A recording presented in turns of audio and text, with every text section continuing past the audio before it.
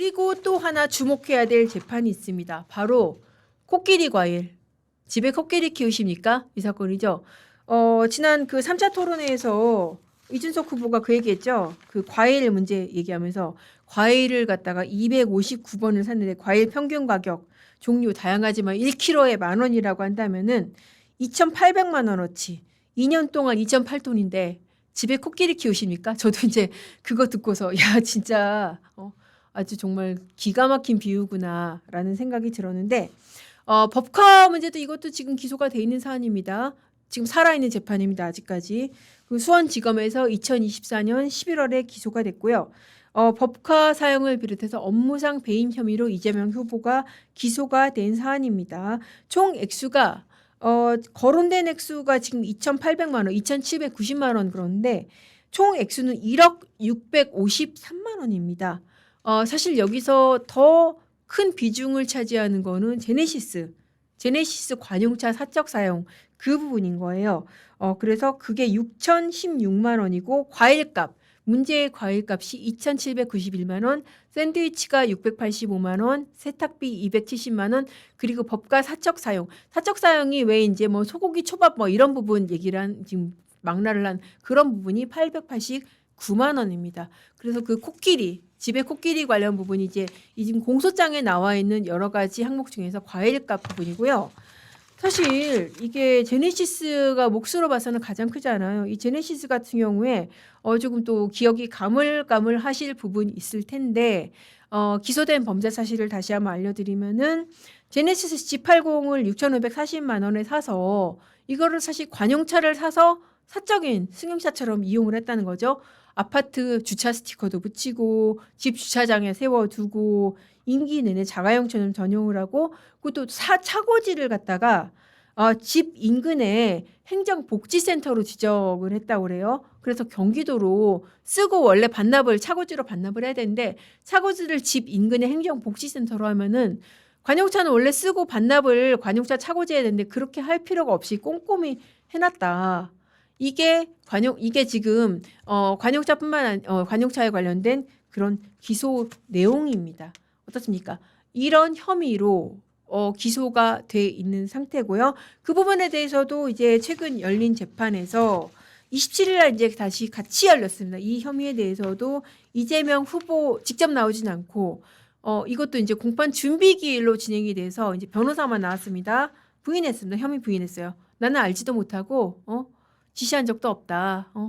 피고인이 이 사건을 알고 있지 못하고 공소사실에 공모했다고 돼 있는데 공모한 바 없고 지시한 바 없다라고 그렇게 했습니다. 물론 재판에서 아까 이제 지금 불법 대북 송금을 비롯해서 실제로 이재명 후보가 알았는지 보고 받았는지는 따져봐야 됩니다. 앞선 재판에서 뭐 약간 단서가 있다고 해서 판결문에 단서를 써놨다고 해서 뭐 재판을 안 할 수는 없는 것이죠. 근데 문제가 되는 상황은 지금 그 따져봐야 하는 재판조차도 열릴지 안 열릴지 불투명하다. 이런 와중에 관련자들은 다 기소가 돼서 2심까지 유죄 판결이 났고 심지어 대법원 확정 판결까지 나올 상황이다라는 것입니다. 그래서 이런 법적인 부조리를 한번 제가 지적을 하고 싶어서 준비를 해봤고요. 사실 저는 이 사건에서 가장 걱정되는 거는 바로 제보자 조명현 씨예요. 이 공익제보자로까지 자기의 어떤 신변의 위협을 감수하고 제보를 하고 이것을 사건화를 시켰는데 3년 전에도 조명현 씨 굉장히 불안했었거든요.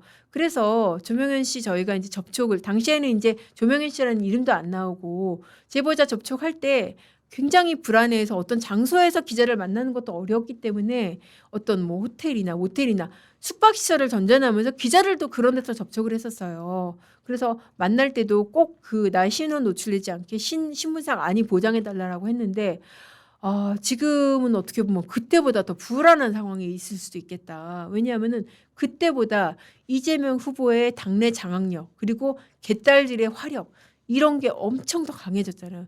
이런 상황에서 정말 목숨 걸고 어떤 법과 사용 사실이라든지 이런 것들을 제보해서 적어도 법의 심판대는 올려놨잖아요. 기소까지 됐으니까.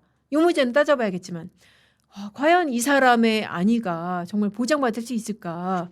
저는 너무 걱정이 되더라고요. 그래서 최근에 기자회견도 했잖아요. 그리고 이 사실을 다시 한번 상기를 시켰습니다. 여러분 이거 제가 폭로한 거고 이 사람은 이런 범죄 혐의로 재판을 받고 있습니다. 라고 기자회견을 한 내용이 있어서 제가 다시 한번 그거 상기를 시켜드리겠습니다. 조명현 씨가 이제 그 기자회견을 했죠. 26일 날, 물론 이제 뭐 김문수 후보 지지 차원에서 한 얘기이기도 합니다만은 뭐 이거를 감안해서 보더라도 본인이 한 그 공익제보 내용을 다시 한번 이제 환기를 시킨 거예요.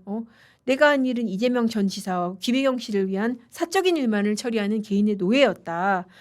그리고 이제 매일 아침 이재명 지사가 먹을 건강을 고려해서 만든 일명 이재명 세트라고 불리는 샌드위치를 사고 이재명이 좋아하는 과일을 사다가 공간에 세팅해 두는 것으로 내 하루가 시작이 됐다.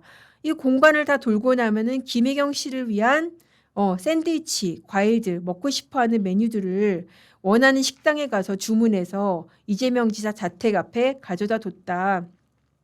법인카드로 결제할 수 없는 시간에는 제 카드로 먼저 결제를 하고 다음날 결제 취소하고 다음날 법인카드로 재결제를 했다라는 사실을 다시 한번 기자회견을 통해서 환기를 시켰습니다. 사실 법카 문제가 지난 대선의 0.73%그 차이의 상당 부분을 저는 법카 문제가 차지했다는 생각이 들거든요. 그게 법카 폭로로 끝난 게 아니라 엄연히 사건화돼서 법원 심판대에 와 있습니다. 근데 지금 본격적인 재판은 진행은 안 되고 있고 제보자는 여전히 그때보다 더 심한 불안에 떨고 있는 그런 상황입니다. 저는 그래서 이준석 후보와 또 김문수 후보 너무 안타까운 게 당시에 어떻게 보면 젓가락보다 더 중요한 문제가 이 문제였다고 생각이 들어요. 코끼리. 코끼리라고 아주 재치 있게 문제 제기했는데 코끼리 과일로 표상되는 이 법과 재판 그리고 대북송금. 대북송금이라는 거는 정말 그 대미 관계하고도 영향을 미칠 수 있는 그런 문제잖아요. 이 재판 어떻게 하실 거냐. 당신이 만약에 대통령이 되면은 누군 대통령이 되면 당신을 염두에 둔 법으로 보이는데 만약에 대통령이 되면은 임기 동안 재판을 중단한다고 하는데 이 법안 통과되면 거부권 행사하실 거냐. 임기 끝나도 임기 중에 재판 받으실 거냐. 이거 이재명 후보한테 묻고 답을 받아서야 된다는 생각이 듭니다. 그리고 이 재판이 있는 게 이 재판뿐만 있는 게 아니잖아요. 가장 중요하고 가장 목전에 닥친 사건, 공직선거법 위반. 이거 보니까 민주당이 당신을 위해서 뭐 공직선거법상 행위에 대해서는 처벌하지 않는 그 규정 만들어서 지금 뭐 통과시켰던데 이 법안 시행되게 놔둘 거냐, 거부권 행사하실 거냐, 이거를 물어봤어야 된다는 생각이 듭니다. 이거를 지난 3차 토론회에서 젓가락보다는 이런 부분들을 짚고 넘어갔어야 되는 거예요. 그래서 정작 정말 사법정의를 위해서 법치주의를 위해서 짚고 넘어갔어야 될 그런 문제를 갖다가 제대로 안 다루는 바람에 결국 이 젓가락 문제만 이슈가 돼서 오히려 문제 제기하는 사람이 공세를 당하는 그런 역설적인 상황이 되지 않았나 그런 생각이 듭니다. 자, 그렇게 해서 지금 준비한 아이템 대략 다뤄봤고 오늘 마지막 주제 이 부분 제가 지난번에 한번 다뤄드렸는데 경과 이제 궁금해하실 분들이 있을 것 같고 또 판사들로부터 이제 제가 들은 얘기도 있고 해서 이 부분 마지막으로 한번 다뤄드리겠습니다. 바로 전국 법관 대표회의 문제입니다.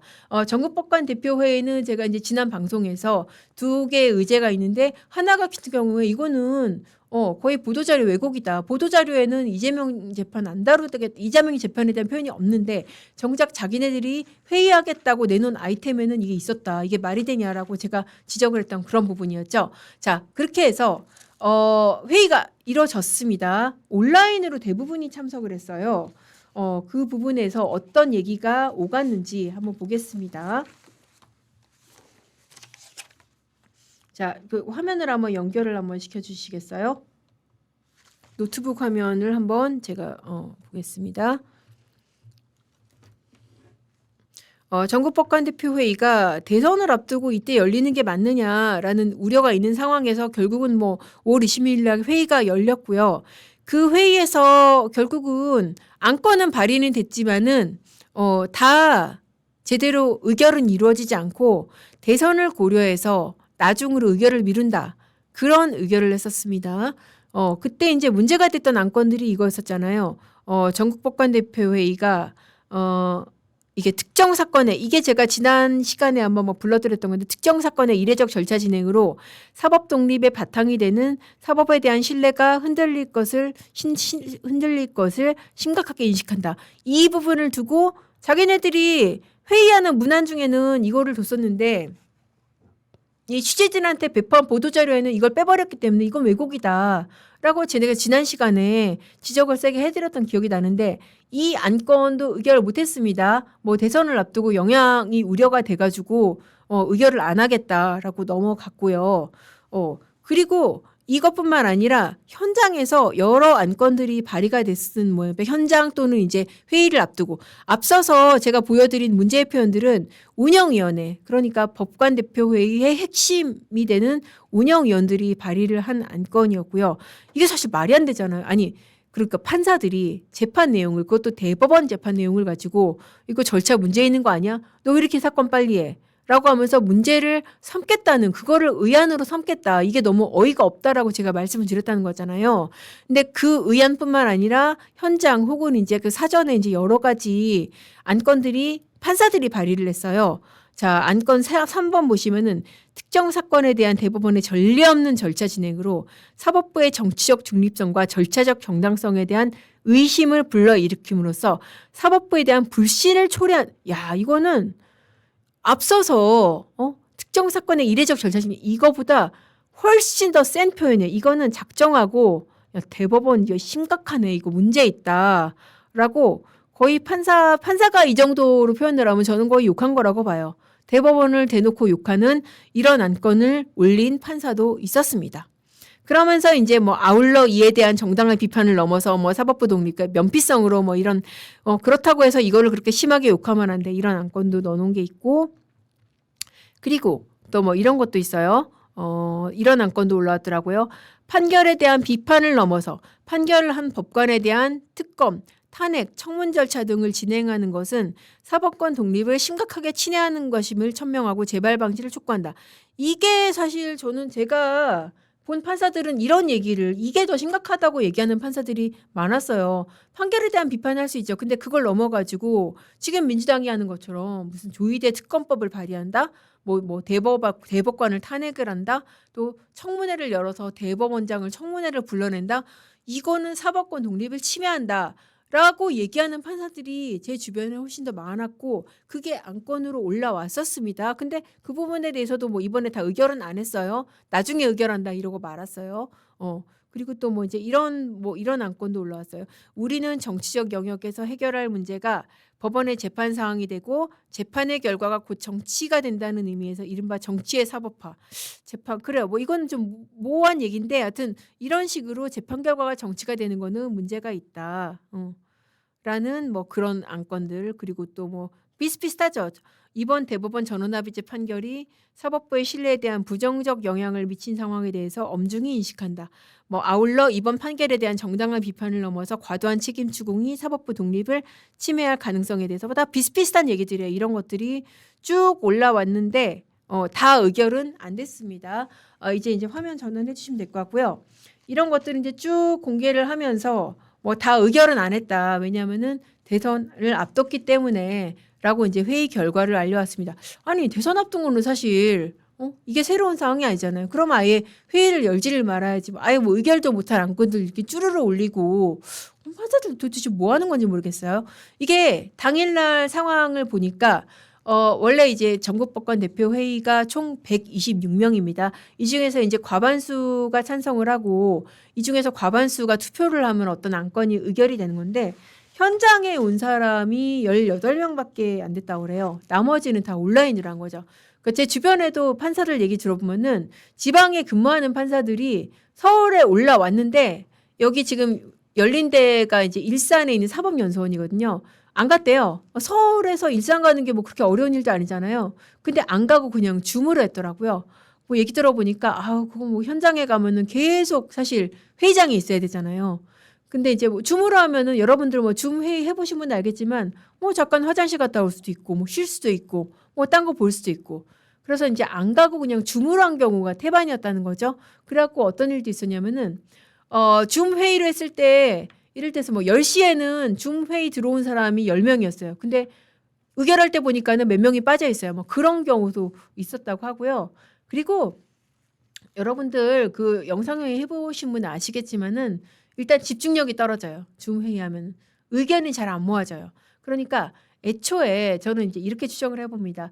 애초에는 이제 몇몇 그 소위 말해서 열혈 판사, 이제 여러분들이 보시기엔 좌파 판사라고 하는 사람들이 아마 으쌰으쌰해서 그래 대법원 판결 문제 있다. 이거 의결 한번 해보려고 했을 겁니다. 그런데 지금 일단 판사들의 반발이 있었고 회의를 여는 것 자체에 대해서 겨우겨우 26명 채워가지고 지금 회의를 연 거잖아요. 근데 막상 현장 간 사람들도 지금 26명도 안 되고 18명밖에 안 되고 그러니까 뭐가 안 되는 거죠. 도대체 대선 앞두고 뭐 하는 짓이냐라는 인식이 이제 여러 판사들한테서 있었고 그러니까 이제 뭐 올라온 안건들도 의결이 안 되고 이제 그랬던 거예요. 그리고 사실 이거 화력 자체도 어떻게 보면은 이전보다 많이 떨어진다. 왜냐하면은 한 3, 4년 전에 전국 법관 대표 회의 그때는 진짜 어마어마했어요. 그때 회의 분위기 판사들한테 들어보면은 그런 일도 있었다고 그래요. 현장에서도 이제 뭐 수십 명, 최소 수십 명이 모였었고 만약에 자기네들이 원하는 안건 있잖아요. 그게 의결이 안 되면은 회의를 안 끝낸대요. 밤 늦게까지 붙잡아두는 거예요. 아주 그냥 이 안건에 찬성은 안 하지만 지겨워서 내가 찬성하고 만다. 뭐 그런 얘기까지 나올 정도로 계속 판사들 붙잡아두고 있고 그런 경우가 있었고 또 안건에 대해서 이게 의결이 안 이루어지잖아요. 그러면은 잠깐 중단하고 그중에 핵심 지도부 몇 명이 막 회의를 한대요. 뭐 작전 타임하는 거죠. 그리고 나서 다시 이제 막 안건을 수정해서 올리는 경우도 있었고 그런 경우도 있었다고 합니다. 그래서 그때 어떤 조직력이라든지 조직력이 좀 좋은 의미는 아니죠. 그런데 비하면 굉장히 그런 동력도 떨어지고 아까 안건 보여드린 대로 전국의 판사들이 한 3,000명 되거든요. 판사들은 검사들하고 다릅니다. 검사들 같은 경우에는 아직까지 검사 동일체의 원칙이 있고 뭐 검수완박이라든지 이런 이슈 이렇게 일어날 때 보면은 다 조직적으로 좀 달라붙어가지고 댓글도 달고 반대 의사도 표명하고 언론 인터뷰도 하고 그런데 판사들은 안 그래요. 사실 판사들이 그러는 게 바람직하지도 않죠. 왜냐하면 헌법상 독립성이 보장되는 기관이 집단적으로 움직이는 것 자체가 굉장히 좀 위험하죠. 그래서 3,000명의 판사들이 어떻게 보면은 3,000개의 생각을 하고 있는 그런 상황인 거예요. 아까 제가 일러드린 몇 개의 그런 발의안들 보셨죠? 도대체 뭐 하자는 거지 종잡을 수 없을 정도로 각 제각기의 생각을 하고 있어서 그러니까 이런 징후가 어떻게 읽혀지냐면은 만약에 대선이 끝나고 이재명 후보가 당선이 되고 그의 재판을 중단시키는 법이 통과가 됐을 때 과연 3,000여 명의 판사들이 과연 일사불란하게 법에 따라서 재판을 안 할 것인가? 그렇지 않을 수도 있지 않을까? 그런 가능성도 한번 생각을 해볼 수가 있고요. 그리고 지금 당장에 닥친 재판이 있습니다. 공직선거법 재판 6월 18일 날 기일을 잡아놨잖아요. 그러면은 그 안에 민주당이 속전속결로 법사위에 있는 거 통과시켜가지고 아예 재판 중지를 시켜버릴지 아니면 그 안에는 이제 못하고 재판은 열리고 재판부가 그냥 자체적으로 기일 추정을 할지 이 부분도 지켜볼 포인트라는 생각이 드는데 이게 너무나 전례 없는 상황인 거예요. 이렇게 기소돼서 재판받고 대법원에서 파기환송돼서 최종 양형만 남은 사람이 후보로 올라와서 이 부분에 대해서 법원이 재판을 계속할지 말지 이 사람뿐만 아니라 그럼 공범들은 어떻게 할지 그 부분이 다 헌법적인 이슈로 문제가 되는 이런 사상 초유의 상황을 여러분들과 제가 겪고 있습니다. 그리고 이런 상황을 겪게 될지 아닐지가 아직까지는 미정입니다. 그래서 지금 사전투표 오늘 이틀째고요. 그리고 본투표까지 얼마 안 남았지만 일단 본투표 남아 있습니다. 자, 그래서 오늘 준비한 주제 여기까지 들려드렸고요. 에릭킴 말씀대로 나라가 정말 심각한 상황입니다. 그래서 여러분들 이 심각성 다시 한번 지금 상기를 시켜주시고요. 자, 오늘의 판 읽기 여기까지 하겠습니다.